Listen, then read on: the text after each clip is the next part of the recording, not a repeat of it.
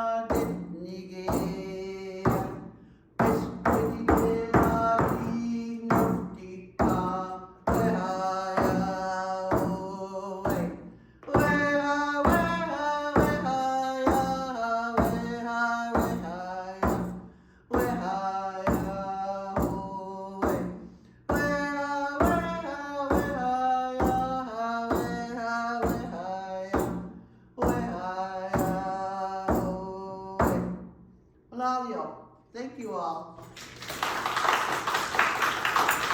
So this is, I'm going to talk about my journey to ceremony.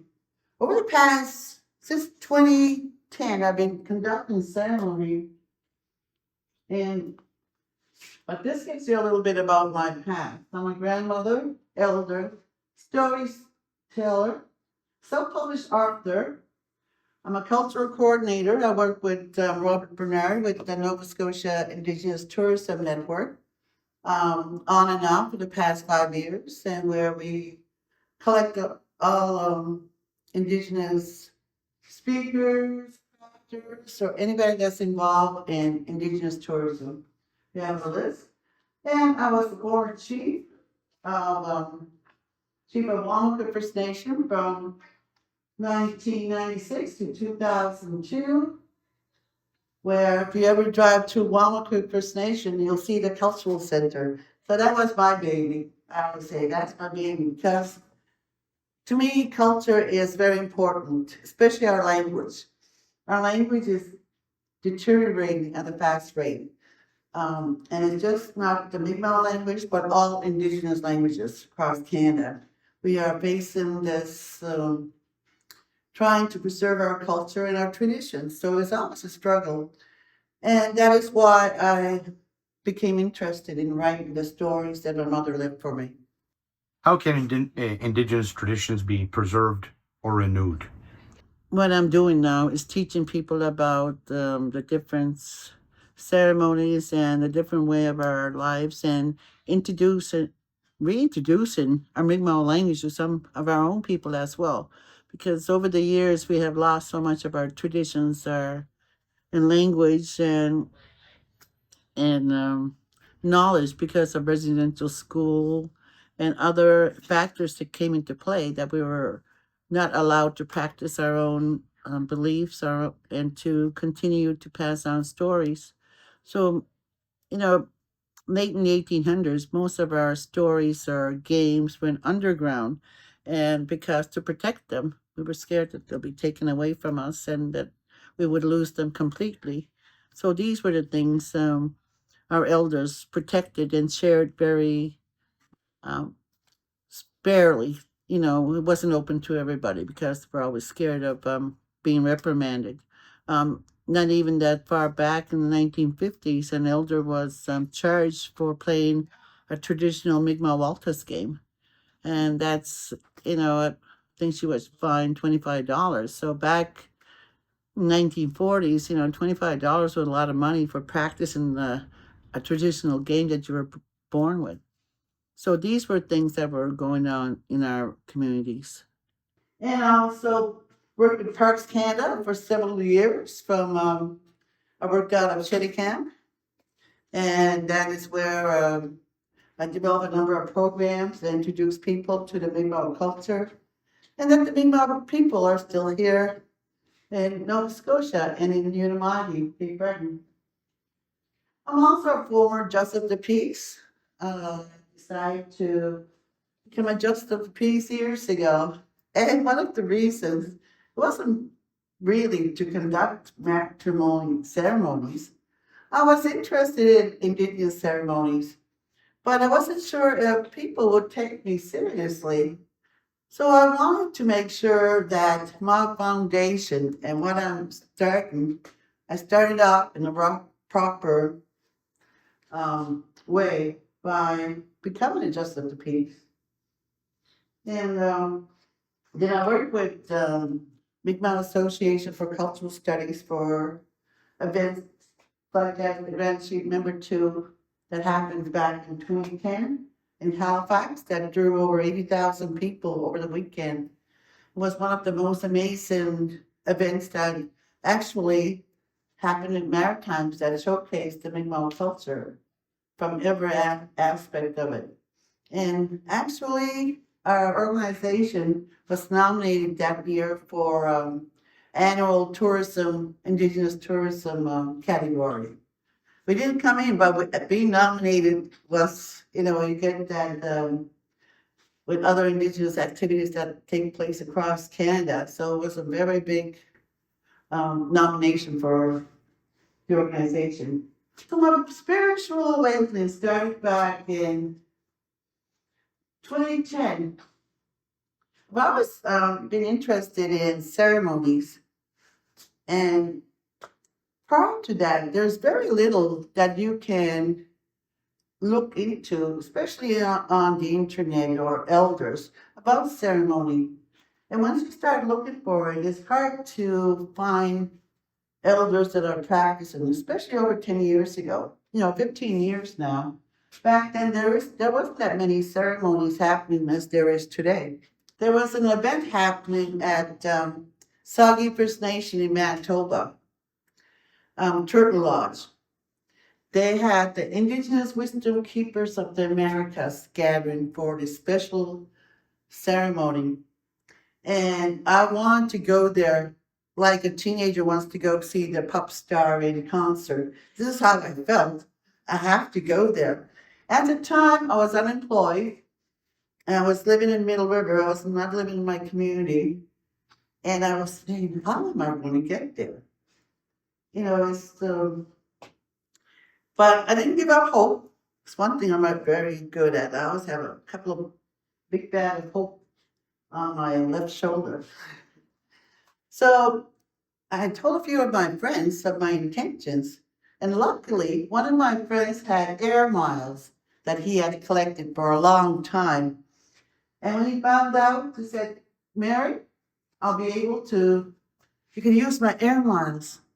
I said, wow, that was the biggest expense. The coverage of the flight to from Nova Scotia to Manitoba to attend the Indigenous Wisdom Keepers gathering. So I was very pleased with that. So my airfare was covered. Then my sister's in-laws have relatives in Winnipeg. So she called them. I had a ride.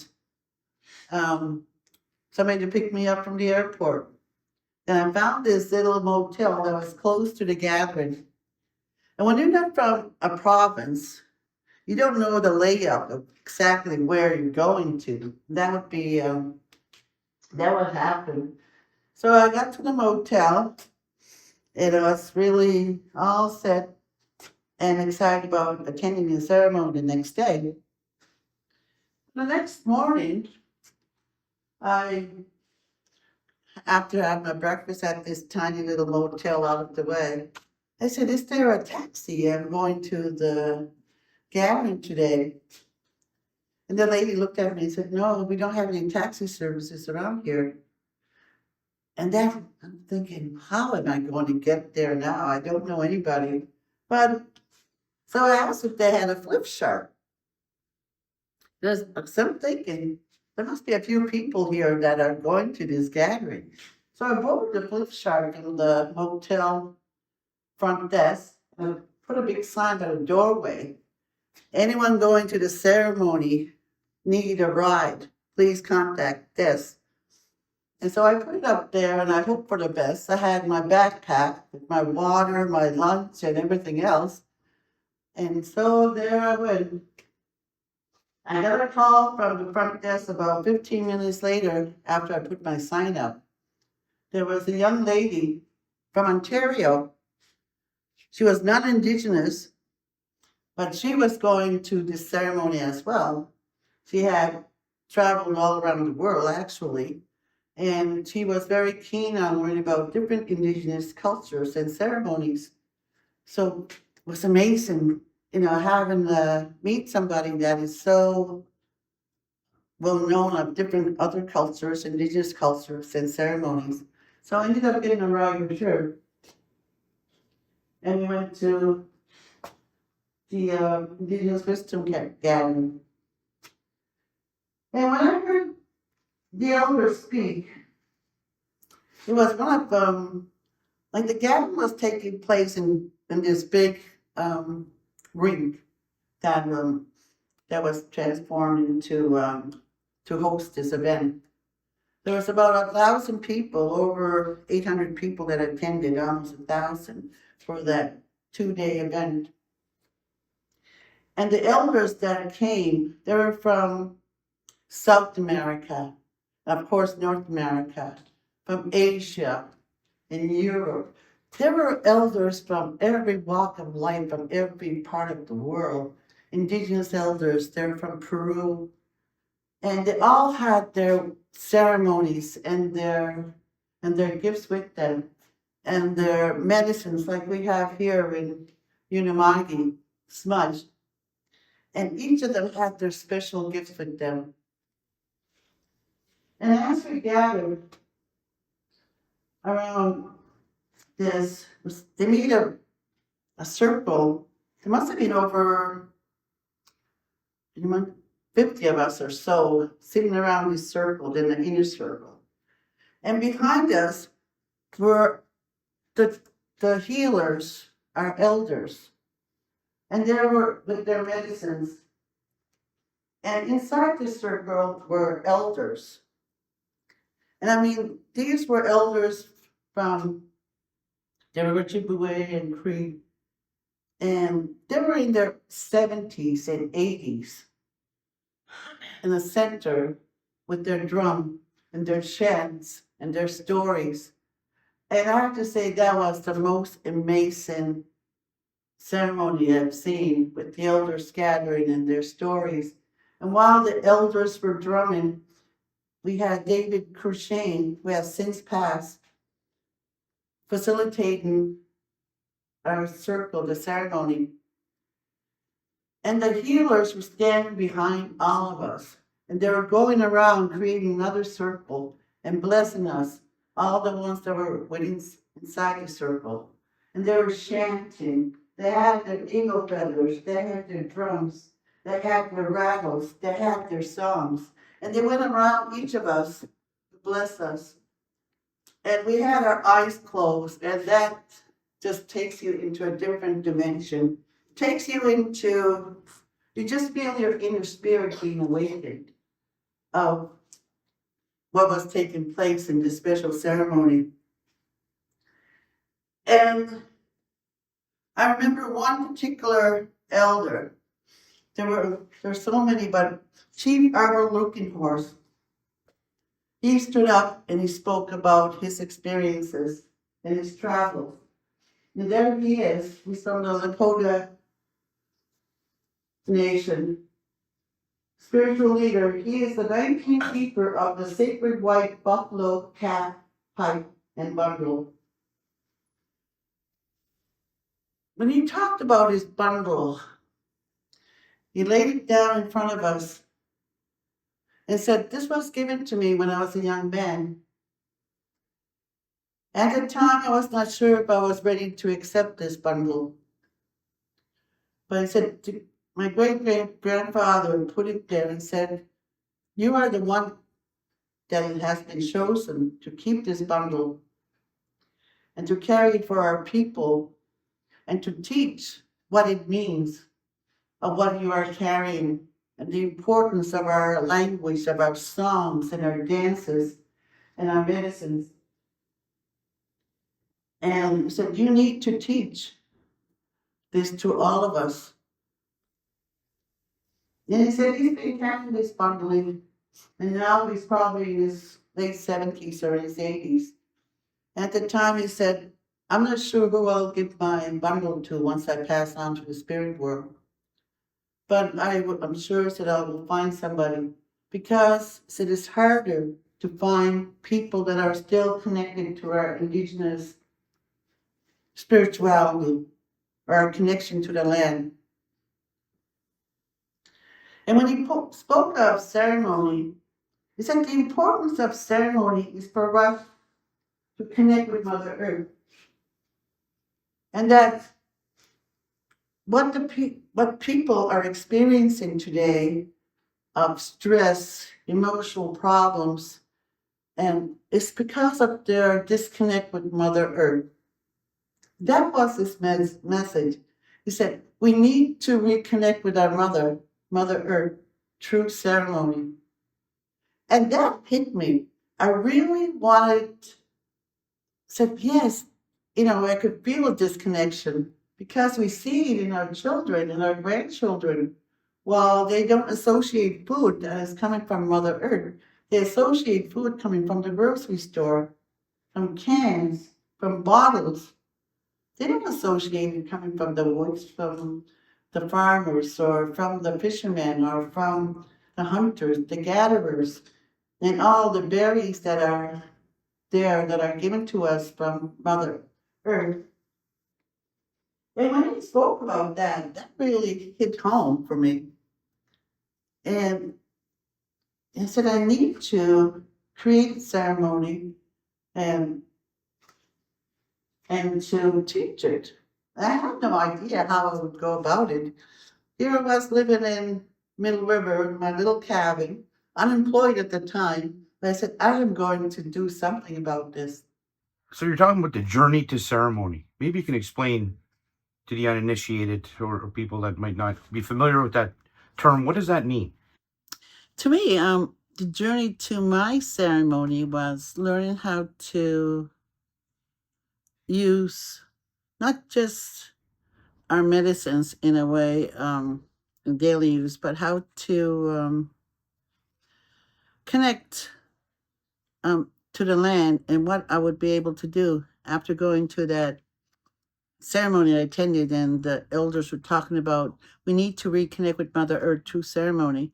So that was the beginning of my journey, the teachings that were given to me that day, and the water, because the story that I'm carrying about the water, about my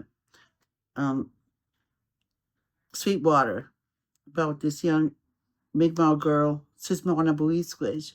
So this story really was the beginning of my ceremony. That's the thing that pushed me towards doing water ceremony and creating this beautiful water ceremony using sap from the maple tree, because we don't even think about it. We just see the maple syrup, but not the sweet water that's behind it that creates this beautiful water. And so, with that in mind, I want to bring out the four waters of the earth. And that's why I started my first blessing the trees. That's a part of ceremony. And then I added salt water, fresh water, and rainwater as over the years, and actually continue to teach Indigenous women about the meaning of reconnecting to Mother Earth. So this wasn't on my mind. This is a bedtime story that my mother used to tell me when I was a young girl. And so this was, so how would I be able to work all these through? So, but before they left the ceremony, they made a declaration. And I asked this declaration of spirit. And it tells about, I wrote an article actually, and about my trip to Saugeen First Nation. And at the declaration they made that day,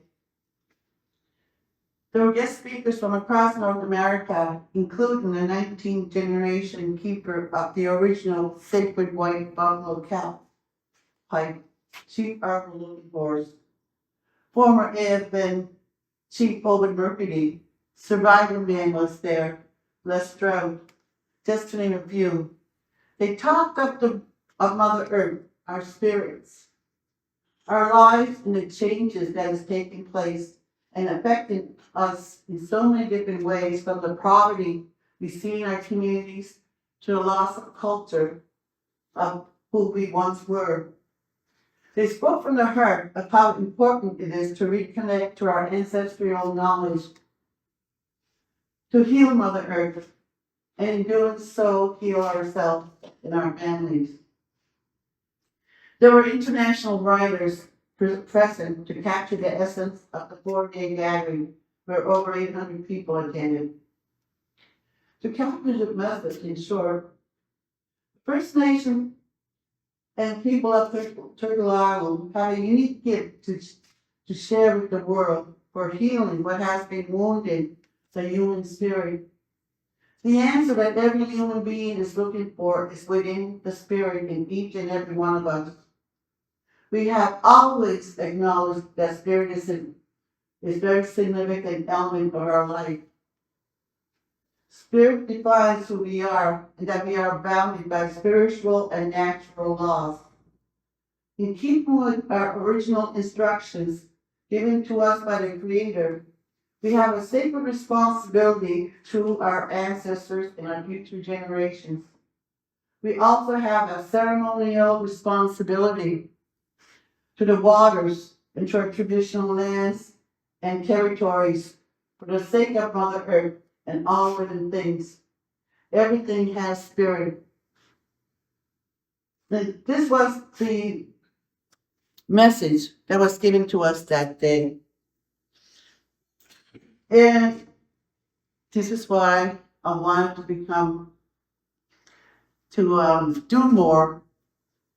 So following that, years later, I entered a big idea contest to acknowledge and give credit to Sweetwater Maiden for discovery of maple syrup. This is one of them.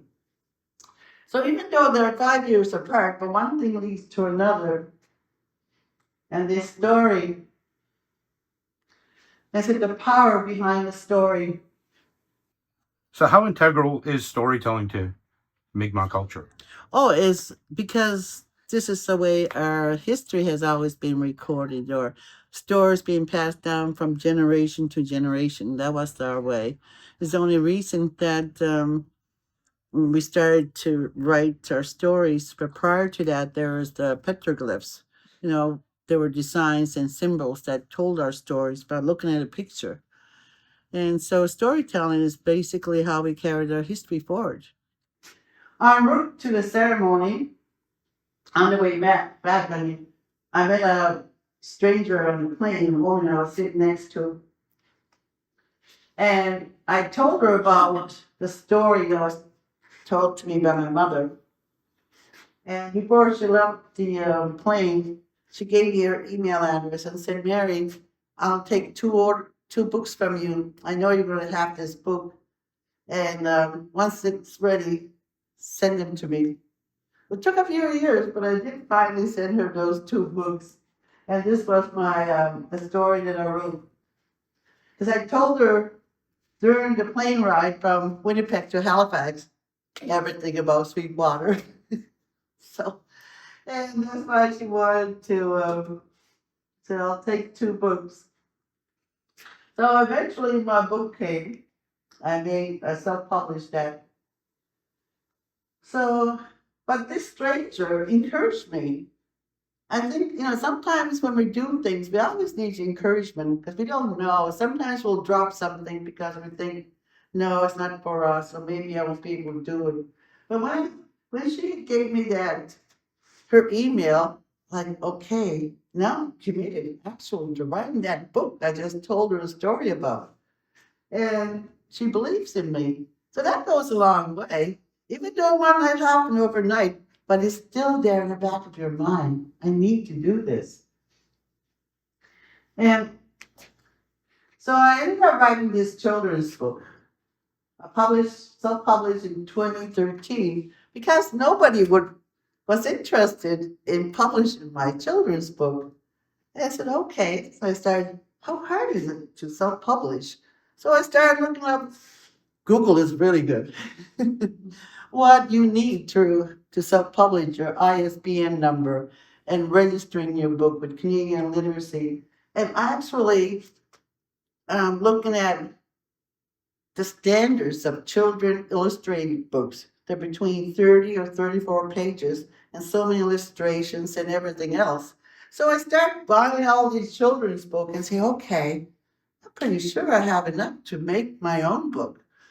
And self-publish as, and I had then I had to have it translated into Mi'kmaq, because I don't want to write in Mi'kmaq. I'm a Mi'kmaq speaker. I was born, that's my first language.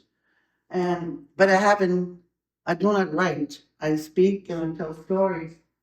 So I had to look for somebody to write this story for me. Then I'm telling people, you probably don't know many book authors that have to learn to read their own book, which I had to, because there are some Mi'kmaq words that I have forgotten and haven't pronounced or used for a long time. So I have to go to the elders and say, I just want to make sure about this pronunciation. Because in Mi'kmaq language, the pronunciation could mean a different, one little slip changes the story altogether. And this is why I was really particular and said, yes, I have to learn to read my own book, which I wrote. So, but it was, but I need to learn these words too, because we're losing our language, so I'm always interested in ways in preserving it. So I conducted so I finally published my book. The first book, this is my second edition in 4 languages. The first book was in 2 languages, Mi'kmaq and English. And so when I started selling my book, I ended up going to Sugar Moon Farm, because that's where they sell maple syrup. And they tap trees and they have a pancake house. I don't know if anybody here has been there, but it's a beautiful location. And I went there selling my books, and the lady asked me if I knew anyone that would do ceremony to bless the maple trees in the springtime when the sap is running. And I was living in Truro at the time, and I said, I'll find somebody that was living within the area that would do the ceremony. Because I didn't feel worthy. I was kind of scared to do ceremony in a public place and said, how would they take me? Am I worthy to do ceremony? I was having all these inner conflict within myself. And that day, I asked another elder to come and do ceremony, but she couldn't make it. So lo and behold, I had no choice but to stand up there and do my ceremony. Now, why was it that the story of Sweetwater Maiden in particular, what drew you to that? Well, what's my bedtime story? That was my mother. And the thing about Sweetwater Maiden, sis mo na buwisquij, is each night my mother would take me on a journey, and the next night it'll continue on this journey. And I guess the reason for it, I'm the youngest in the family. So my older two sisters were busy cleaning up after supper and doing, their homework. My mother would put me to bed and she would tell me her stories. These stories were from her grandfather. So this is like passing on, continuing to pass on stories from the past. And so it is important for me to make it into a new book. It's a new way of passing our stories and our history on nowadays. Now, are you always connected with it? You connected with it as a child? Did you continue to stay connected to it into your adulthood, or is there something that you reconnected with? No, I'm lucky enough. I didn't. I stayed with. My parents were very. My father was a hunter gatherer. My mother was a home baker and a storyteller, and they passed about a little over 20 years ago. So I was lucky enough and fortunate enough to have them in my life. So I did not lose. I did not go to residential school. But I did go to the Indian day school that they had in our community. But those were like daily. And I always had my parents. This to me was my major. They were my major teachers in my life. So anything coming from outside was secondary teachings. This is when I was just starting ceremony. And so I ended up, my first water was this morning. And my colleague and I made up this little video of little pictures that we took. And to keep it as a memento of what we were doing. And to me is sweet water. The sap that comes from the tree each spring is full of minerals and vitamins. It even has more calcium than milk. So you can imagine what it was like thousands of years ago when my indigenous ancestors discovered this beautiful water in the spring. After a hard winter, this gift came from these maple trees and it rejuvenated them, gave them energy, gave them back, built them back to themselves after a hard winter, nourished their bodies. And they knew this water that came from this maple tree was special and it was sacred and they honored it. And it was something that kept the Mi'kmaq collecting sap every spring because they knew how important that was, just like everything else around in the land. So when you look at Sweetwater, once I started working at the park, I went there with my story, and I was doing a presentation of Sweetwater Maiden. And there's a picture of the Maritimes. And I was saying, this is Newfoundland actually, but it's on there, it's actually over here on the map, but to put it into this picture. And I was doing this program at the park one day and reading my Sweetwater Maiden story to a group of people. There were a number of young children there too. A little boy about 10 years old looks at the picture and says, "What is she holding? Can you see the maiden?" When you look at this, the Maritimes, this is like her head. And she's her hands holding something, and she's bending over, blessing the Maritimes, Atlantic Canada. And that part of Canada, and that is where the sweet water flows. So when this little young fellow runs to me and said, "What does she have?" She sees the maiden from the map I'm holding. And I tell him, I said, "I don't know." I said, "I don't even know where that is." But when you're with Parks Canada, all these travelers, campers, they know the land very well. They come over, check out the land, and say, "Oh, that's Mancoe Island in New Brunswick." And this is, of course, PPI. And I said, once I get there, I'll know what she's holding.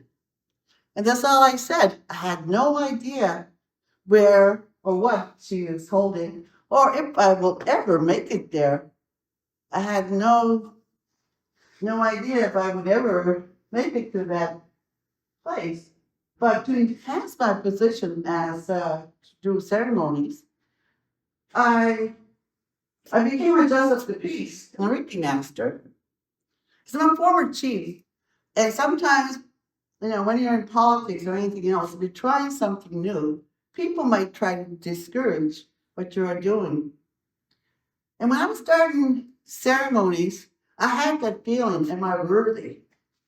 So this is what I want to do. I want to have a foundation where people will not be able to disregard me and say, well, I don't know if she's really capable of doing ceremony. And that's why I became a justice of the peace. It wasn't to marry people.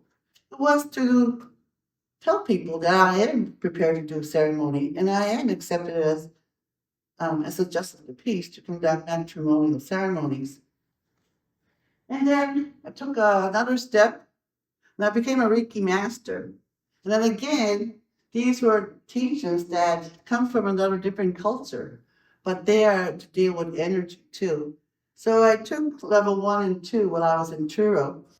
And then when I came back to Cape Breton, I got my master's from a local lady from Arashat, Adele Basin. So I did cover 2 of my steps. So now I have my justice of the peace and I'm a Reiki master. So, but I do not walk on water. Not here. But these are the things. So I wanted to make sure all my positions were in place. And then I started working on my ceremony. So of course, smudge, we all know about smudge, we all hear about it. But some of us don't really know the 4 medicines and what they represent. We hear smudge, okay, it's cleansing us, it's healing us. But majority of the time, we only know about sage. The 4 medicines that we use in smudge and for ceremony is cedar. Cedar is considered to be the first tree to grow on Mother Earth and represent protection. And it's also similar to sage. It also removes negative energy. Sage is for removing negative energy and driving the positive. Clean your space with sage.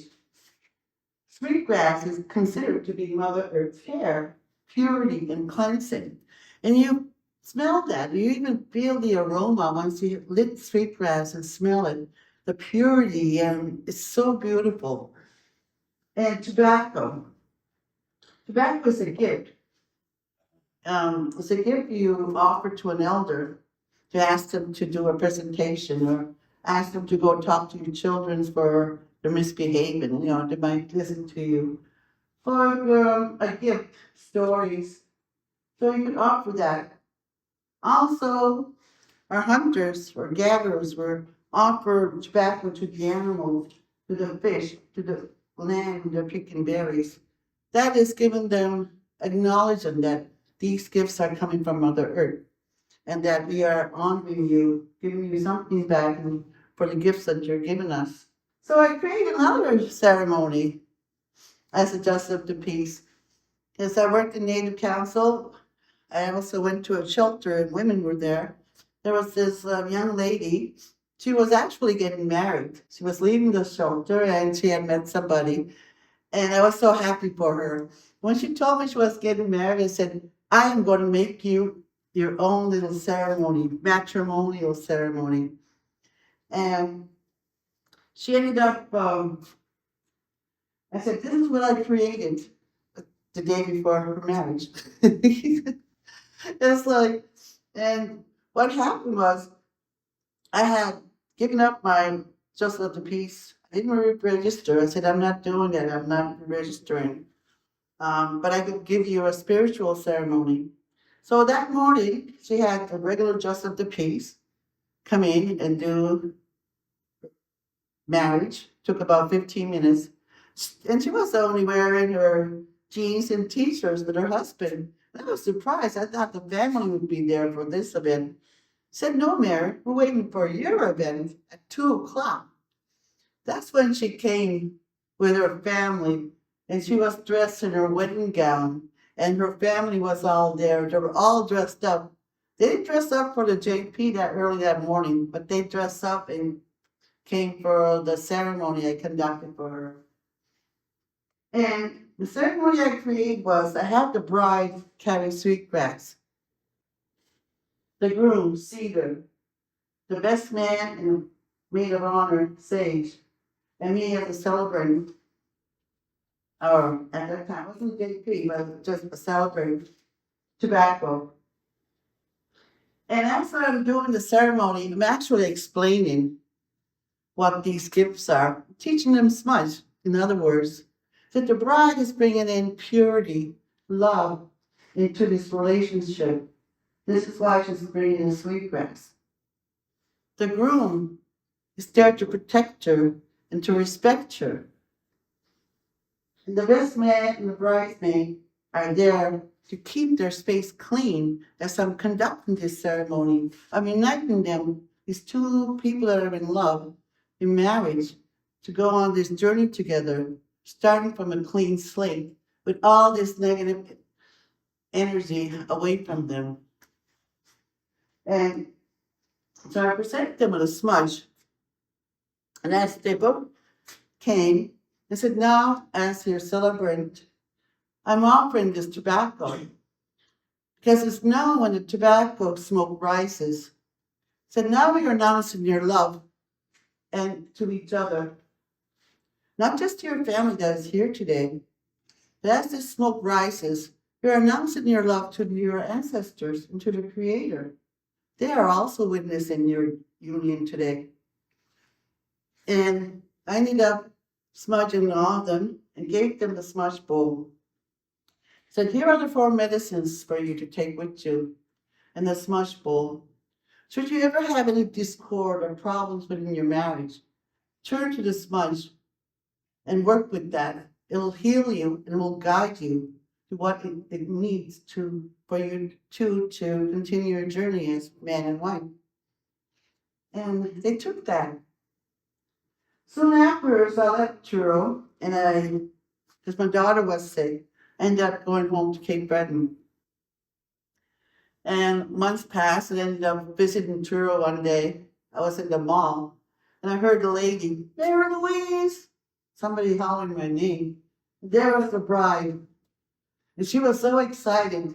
She said, we just bought our new house. We just moved in, and we did everything you said. The smudge bowl is on our mantle. And the first thing we did when we bought the house is we went through it, as you taught us, and with the smudge bowl to cleanse every room, to take everybody else's energy away from it, to bring in our own good energy. And we've been using that. And I've actually talked to her this past weekend. And they're still happily married. And said, Mary, your smudge bowl is still there. You think of it every now and then, especially on a full moon or with your teachers. And we go through our home and we smudge. So, and then from the Grandmother Moon Water Ceremony, again, this time I brought the 4 waters. I started making medicine wheels. In each direction, east will be sweet water, the beginning of life. Consider sweet water, the sap from the maple tree, the milk from our Mother Earth, to nurture children in the spring. Salt water, summer, the pulse of our mother, the strength, the ocean water. This is her blood, this is her heartbeat, this is her power. Fresh water from the ground. Of course, we all need that to nurture us, to give us life, and all the species and life people like us and everybody that needs fresh water to survive. And rainwater from the north, elders, the wise ones, winter. So this is when I do the Grandmother Moon ceremony on the full moon. Most of the time I do it outside. We make a medicine wheel. Then I bring the 4 waters and I ask 4 women. And each one would rise, lift the water to Grandmother Moon. So this was my Grandmother Moon ceremony. And a group of witches came from Wicca with their drums. It was amazing because they do their ceremonies on a new moon. But when they saw my poster, I was doing ceremony, they came and supported me. And it was amazing. And so this was one of the ceremonies I did at the churro, was the early part. This is in Bridgewater about 3 years ago during the pandemic. And these are my waters I'm preparing. Sometimes I use apples too, I put the same sacred teachings in each one. But there's another story about that one too. One time I put 7 sacred teachings and I was handing them around. And this lady, well, she's probably in her 30s or so, she picked love because I had told each one and pick an apple and whatever is on there, shout it out and offer it into the river. She picked love. And she said, okay, love. And she threw it into the river. Didn't she call me or text me 6 months afterward? She had met the man of her life. She was getting married. I said, wow. And this, I said, now I got another thing going. Maybe I'll be able to put people together like this. And then there's when I did the first time, 7 years later, my first ceremony, I did in Waikagama, Riverbar. They're gathering. I was presented with a gift, a stick, from my cousin Doris. That stick, that same night, I tell Doris, let's have grandmother bless my stick. As I lifted to Grandmother Moon.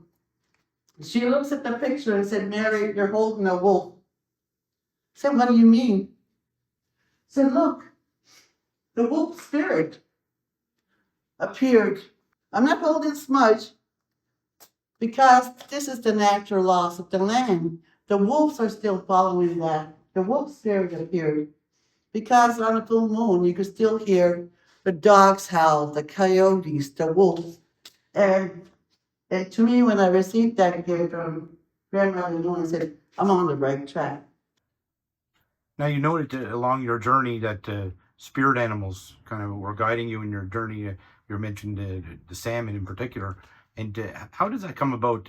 Does one see those things, or just is there a connection that's within you that draws them to you? Or I had no idea about the salmon. The salmon was, I was working with Parks Canada, and there was a year of the salmon, I believe it was 2019. And one of my colleagues came to me asking me if I could join her in the play she was creating, Solar. It's about the life cycle of the salmon and it travels. And at that time, I said, she took me to a river, and the salmon, the eggs are like little eyes that wake in the spring, and then it's born in fresh water and then converts into salt water. The journey itself is amazing once you learn about it. And then it leaves and travels thousands of miles and then returns to where it was born. To me, that's like, it's drawn by spirit itself. So this is the same spirit that guides us as human beings as well, that guides the fish. So these things they just pop up as we're going along. So being introduced to the salmon and then being that play and traveling all the way up to Misco Island. And it was led by the play or the salmon, but it was something that just came out of the blue, as I say, spirit. And following that, what led me to that island? Bulamu, the salmon. I was in the play that I had created, and the only thing I could think of was a poem. Nina Bulamu, Bimad Majwan. Nina Bulamu, Muspagine, Galie, Gulum, Bisun. Nina Bulamu. My poem got us to third place nationally in the interpreters, with Parks Interpreters Canada. And we ended up, and one of the judges said, it was your poem that gave us an extra point, because there was an Indigenous judge from BC that have the same relationship with the Chinook salmon out west, how important salmon are to us. And so this is what So as my story goes, I ended up going to Misco Island because of the salmon. And that year, Parks Canada, I went with them. We were doing the play. I was in the play about the salmon, and I was doing Grandmother Moon ceremony. It was on the full moon that weekend. So the combination of two ceremonies, two events. And so it took me all the way from the Highlands, and I made it to Misco Island. And so sometimes I wonder what Spirit has in store for us. So here I am. There's only four of us, my cousin Doris and two of my park colleagues. And we got to Misco Island that afternoon at 12 o'clock around. And I'm carrying the water that I started with from the Highlands, sweet water. And I would use it in each of these ceremonies. And the remainder, I offered it at Misco Island, which is a small little beautiful place. So, and that is my story and how I became doing ceremonies. And actually, I'm offering smudge now. We have to be out of here by 1 o'clock. So I have my medicines here, and I'll conduct smudge outside if anybody is interested in receiving some. Well, thank you all.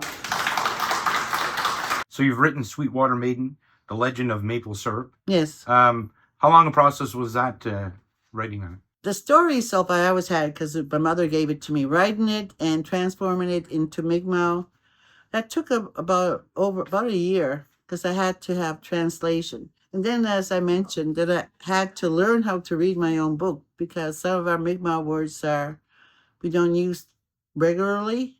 And my book is more like Old Mi'kmaq, the language. And so I had to read my own story in my own language just to make it. And so, as I said, it took about, for completion, about a year. Once I had the story, my daughter did the illustrations, the translation, about a year. And it sounds like it was a difficult process, but it seems like it was worth it in the end. It is worth it because nowadays it not only just gives me a book, but when you travel around the Cabot Trail, because that's how I got my job with Parks Canada. I approached Parks Canada and I said, I don't think the Mi'kmaq were ever around the Cabot Trail. And we've been here over 10,000 years. There's not a trace of us around here. So, and next year, I was there working as a park interpreter with my story. We have the panels on Macintosh Brook where the story is being displayed in Mi'kmaq, French, and English in 3 languages. And yes, it's been great. So now you've written a book. Are your plans to write another? Yes. What are your future plans? I'm still writing I just finished another book. It needs to be, it's not a book yet, but the story is there. It's about the Oodalademush, the little people similar to the leprechauns. And it's in the same format as Sweetwater. It's in Mi'kmaq and English. And this one is more fictional. It's kind of, these little creatures are being known to be in the Highlands of Cape Breton and the Highlands of Gaspé, Quebec. As I said, they're similar to leprechauns. They're mischievous, and there have been sightings of them over the years. And growing up, I was always told, don't go too far into the woods or the Oodalademush will get you. So these were they were known as tricksters. So my book's about them. And you're in the process of writing that now, and when do you expect to release that? As soon as it's printed, I'm looking for funding for it to have it printed. And as I said, it's completed. I just need it printed, and hopefully before the end of this year, 2 months. So now that I've said that, knock on wood. Thank you for watching Strait Talk. Please tune in again to find out what we will be talking about.